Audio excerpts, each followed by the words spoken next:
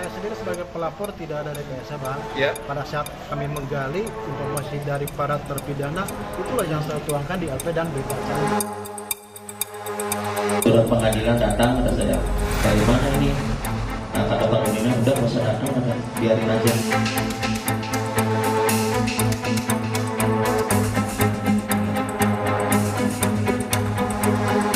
Saling lapor antara Ibtu Rudiana dan saksi kunci kasus pembunuhan Vina dan Eki bergulir di tengah berjalannya sidang PK mantan terpidana kasus Vina Eki Saka Tatal. Ibtu Rudiana, ayah Eki, melaporkan saksi kunci kasus Vina, yakni Dede, Liga Akbar hingga tokoh Jawa Barat Dede Mulyadi ke Polda Jabar atas dugaan fitnah, penyebaran berita bohong dan pencemaran nama baik. Dalam kesaksiannya, Dede dan Liga Akbar menyebut pembuatan BAP dalam kasus Vina yang mereka lakukan 8 tahun silam atas arahan Rudiana. Rudiana tidak pernah menangkap. Tolong diluruskan ya. Pak Rudiana tidak pernah menangkap. Yang dilakukan oleh Pak Rudiana adalah melakukan investigasi yang semua kita kalau orang tua punya anak, anaknya meninggal tidak wajar. Saya kira semua orang tua pasti melakukan hal yang sama. Dede Mulyadi menyerahkan proses laporan dirinya oleh Ibtu Rudiana kepada polisi. Dede Mulyadi menyatakan siap menjalani pemeriksaan jika ada pemanggilan terhadap dirinya demi mengungkap kebenaran. Bismillah. Itu kan hak warga negara yang harus kita hormati. Dia siap menghadapi laporan itu, Pak? Ya kalau dilaporkan ya harus dihadapi masalah risih. Ya setiap warga negara berhak. Ya nggak apa-apa. Nah, kalau prinsip dasar saya itu kan prinsip dasar saya itu yang paling utama adalah mencari kebenaran dari seluruh proses ini. Mencari kebenaran aja. Rudiana membantah tudingan Dede dan Liga Akbar. Rudiana bilang tak pernah mengarahkan kesaksian keduanya dalam BAP kasus Vina dan Eki 2016. Rudiana menyebut justru informasi dalam BAP yang ia buat tahun 2016 berasal dari Dede, Aep dan kesaksian para terpidana yang diserahkan ke penyidik. Itu tidak benar ya, karena saya ketemu Dede pun sekali pada saat tanggal 31 dan saya dapat informasi kaitan ada perbuatan dari Dede juga. Sebelumnya kenal Pak sama Aep, Pak? Tidak kenal. Sebelumnya tidak kenal. Ya. Pak Rudi, terkait keterangan Liga Akbar yang katanya mencabut BAP di tahun 2016 ya, karena diarahkan oleh Pak Rudiana. Ya. Itu silakan saja, namun apa yang dituduhkan itu tidak benar. Saya kenal sama si Akbar karena dia teman baik almarhum, malah sering main ke rumah pada saat almarhum masih hidup. Artinya tidak ada upaya pengerahan keterangan? Tidak ada. Saya pure sebagai pelapor dan tidak upaya lain. Sementara Dede menegaskan jika tidak mengetahui peristiwa Vina dan Eki karena tidak berada di lokasi kejadian. Dede juga mengakui tidak mengenal para terpidana kasus ini. Semua informasi soal pelaku pembunuhan Vina ia dapat dari ayah Eki, Ibtu Rudiana. Rudiana ngasih tahu masalah motor sama nama, Pak. Sama nama? Iya, motor dan nama. Saya tahu dari Pak Rudiana, dikasih tahu sama Pak Rudiana. Oh, nama-nama pelaku. Nama pelaku. Apa katanya waktu itu? Kan saya bilang saya nggak kenal, Pak, nama-nama pelaku. Muka pun nggak kenal. Terus kata Pak Rudiana, ya udah ntar saya kasih tahu nama-namanya pelakunya. Sementara itu Rudiana juga dilaporkan oleh terpidana kasus Vina ke Bareskrim Polri atas dugaan penganiayaan dalam kasus Vina dan Eki. Tim Liputan, Kompas TV. Dalam program ROSI, Guru Besar Hukum Pidana Universitas Indonesia, Profesor Harkristuti Harsisnowo, menyebut akan sulit bagi tim kuasa hukum Saka Tatal membuktikan penyebab kematian Vina dan Eki karena kecelakaan bukan pembunuhan dalam peninjauan kembali. Harkristuti menjelaskan perlu bukti baru yang cukup untuk membuktikan dugaan kecelakaan dalam sidang PK kasus Vina dan Eki.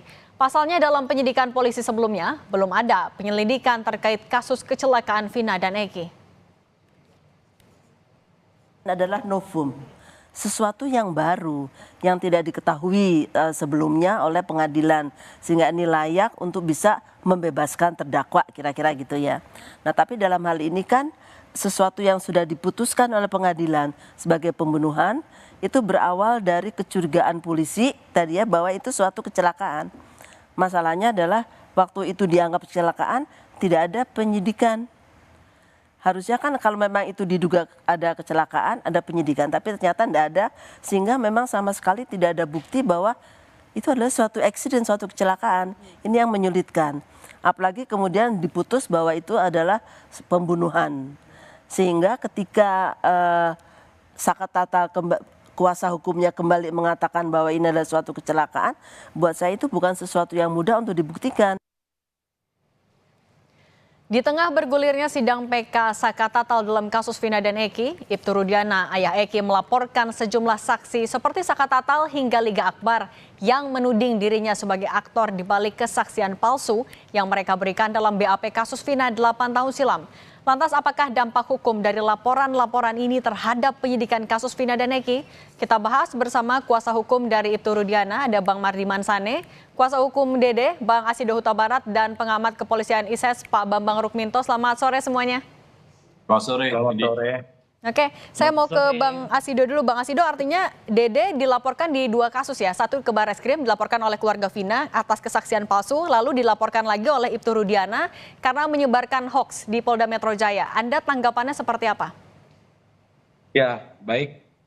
Jadi begini ya, kami sih belum mendapatkan panggilan ya atas laporan yang disebutkan telah dibuatkan oleh Pak Rudiana. Tapi kan begini sebenarnya persoalannya, bahwa saudara Dede ini sudah menjadi terlapor di Mabes Polri ya terhadap pasal 242 KUHP, memberikan keterangan palsu di bawah sumpah, diduga ya. Jadi ini juga sedang berproses. Saksi-saksinya juga sedang diperiksa ya secara intens, dan kami mengapresiasi penyidik di Mabes Polri dengan proses yang sudah dilakukan dengan pemeriksaan saksi-saksi ini. Nah, nanti kan akan terlihat sebenarnya, karena memang ini yang mana nih faktanya yang benar, kan begitu. Pak Rudiana ternyata kemudian melaporkan, tetapi sudah ada laporan 242 ini. Nah, apakah benar bahwa saudara Dede ini dahulunya itu memberikan keterangan palsu di atas sumpah gitu. Nah, kalau ternyata ya itu benar, yang mana saudara Dede sudah siap untuk menghadapi itu semua. Nah, ini di mana memberitakan hoaxnya sebenarnya gitu ya.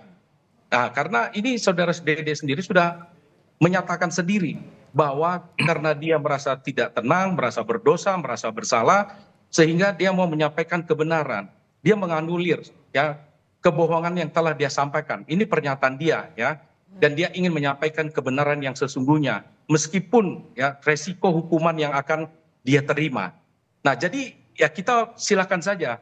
Dengan ada laporan Pak Rudiana dan sudah ada terlebih dahulu laporan 242 di Mabes Polri, tentunya nanti saksi-saksi akan diperiksa, penyidik akan bisa melihat gitu ya bagaimana kebenaran sesungguhnya dalam perkara ini. Nah, itu dan bukti yang bisa menguatkan pernyataan dari Dede kalau memang ada instruksi dari Pak Rudiana, apa nanti yang bisa dibuktikan oleh kuasa hukum? Yang pasti kan begini, di tanggal 27 saja Dede itu jam 9 itu sudah kembali ke rumahnya, kan gitu. Ya, terus kemudian di tanggal 31 dia itu tidak masuk kerja di situ. Jadi yang disebut ada pertemuan oleh Pak Rudiana bertemu dengan saudara AF dan saudara Dede itu sekitar jam 2 siang itu menurut pernyataan saudara Dede dia sendiri beradanya di rumah. Ada saksi-saksi yang melihat dia berada di rumah tuh tanggal 31 Agustus itu.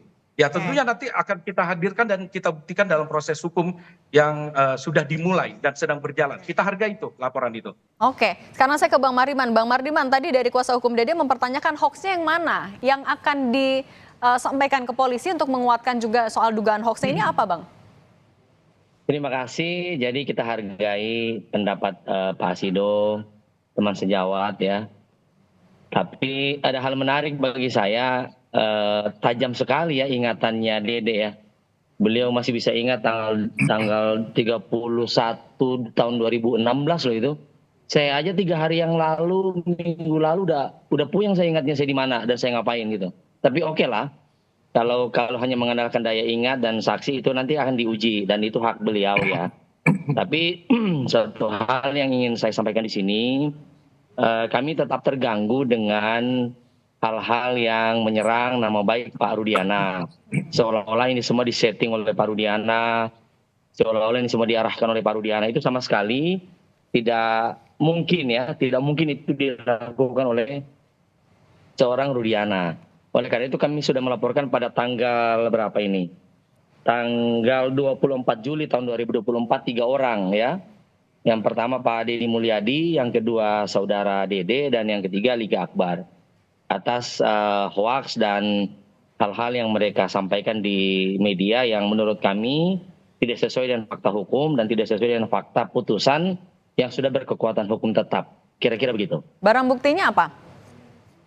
yang diserahkan? Barang buktinya wawancara, ya karena kita laporkan, kalau kita ya Mbak, kita laporkan ITE ya, jadi pasti ada hubungannya dengan informasi dan transmisi elektronik. Jadi kebanyakan memang cuplikan berita, kemudian ada beberapa dari media yang media mainstream.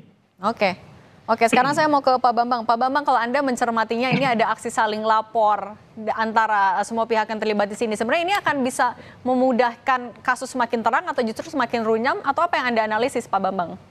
Ya, perdebatan ini kan masih di ranah sosial ya, belum di ranah hukum. Jadi fakta-fakta yang ada adalah fakta-fakta sosial saja gitu. Rame di saling tuntut, tapi kan belum masuk ke ranah hukumnya. Makanya harapannya sih proses itu bisa dipercepat semua ya. Tapi kalau kita melihat kita tarik ke belakang, memang problem ini diawali terkait dengan penyelidikan di kepolisian gitu. Di Propam Mabes Polri memang sudah melakukan audit investigasi dan di situ tidak ditemukan bahwa ada pelanggaran etik yang dilakukan oleh Rudiana gitu loh. Tetapi saya melihat bahwa proses itu tidak sesederhana sekedar prosedur formal saja, karena terkait dengan etik yang diperiksa oleh di Propam ini hanya sekedar prosedural saja. Rudiana mungkin tidak terlibat dalam penyidikan, dia perannya adalah pelapor, tetapi dia mempengaruhi itu masih memungkinkan, karena dan yang lebih penting lagi penyidik yang diberikan tugas melakukan penyelidikan itu juga memiliki hubungan perkawanan, kemudian juga tidak menutup kemungkinan ada solidaritas dan yang lain-lain. Tetapi kalau penyidik ini bisa independen, profesional dan objektif, tentu laporan Rudiana ini disaring lebih ketat gitu loh. Sehingga ketika hanya mengandalkan kesaksian, hanya kesaksian-kesaksian yang lemah, tentu harus diperdalam lagi dengan bukti-bukti yang lebih konkret seperti itu. Tetapi kan faktanya tidak. Ini yang seharusnya ditelisik sejak awal. Karena kalau sekedar menyampaikan yang diperiksa oleh di Propam bahwa tidak ada pelanggaran etik, secara prosedur memang tidak ada etik karena Rudiana adalah pelapor gitu. Seseorang yang melaporkan ya dengan asumsi, dengan berbagai macam ya sah-sah saja. Tapi yang terpenting adalah bagaimana penyidik saat itu melakukan penyelidikan dengan objektif. Oke, tapi aksi saling lapor ini akan berpengaruhkah dalam proses PK terpidana maupun juga kasus penyidikan pembunuhan Vina dan Eki? Ya, secara sosial sangat berpengaruh ya. Tapi saya lebih melihat ini hanya sekedar carut-marut saja yang menambahi hiruk pikuk, tetapi substansinya tidak mengena gitu. Karena terkait dengan penyidikan peristiwa itu sendiri, ini malah kabur. Apakah yang kemarin di acaranya Rossi misalnya, apakah ini adalah peristiwa kecelakaan atau terkait dengan penghilangan nyawa gitu. Kalau penghilangan nyawa, siapa pelakunya kan di sini masih rancu. Kemudian terkait peristiwa kecelakaan tunggal misalnya, tidak ada pemeriksaan saat itu. Kenapa tidak ada pemeriksaan? Itu kan menjadi pertanyaan. Kalau kita kembali mengulang di 2016 dan ini ditelusuri dari situ, ini semuanya akan bisa clear. Oke. Saya mau balik lagi ke Bang Mariman. Bang Mariman, soal Aep kan juga melaporkan Dede soal ya hoax dan juga Dede dan juga Deddy Mulyadi. Tapi Aep ketika pelaporan ada koordinasi atau komunikasi dengan Ibtu Rudiana juga nggak? Kan Aep juga saat ini sedang dicari keberadaannya. Saya pribadi ya Mbak, karena saya dalam kapasitas sebagai lawyernya Pak Rudiana, saya tidak bisa komen soal itu karena saya bukan lawyernya Aep ya. Tapi ada komunikasi sama Ibtu Rudiana sejauh Anda tahu? Setahu saya tidak. Tidak ada komunikasi. Oke. Tidak ada. Oke, saya kalau gitu ke Bang Asido. Bang Asido, Anda menanggapinya saat ini kan keberadaan Aep juga masih tidak diketahui, tapi laporan itu terus berlangsung. Apa yang akan Anda siapkan untuk membantah laporan-laporan yang saat ini ditujukan kepada Dede? Jadi pada prinsipnya silakan saja ya untuk atas laporan itu. Karena seperti yang tadi saya sampaikan juga sudah ada laporan terhadap Dede. Ya bahkan sudah saksi-saksinya itu sudah diperiksa secara kontinu oleh penyidik Mabes Polri.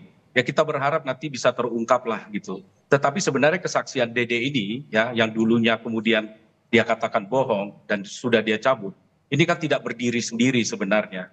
Masih ada juga Liga Akbar, masih ada juga yang DPO fiktif ya, yang 2, kemudian juga masih ada pra-peradilan yang Peggy. Jadi ini kan kejanggalan-kejanggalan ini diharapkan nanti bisa terungkap gitu.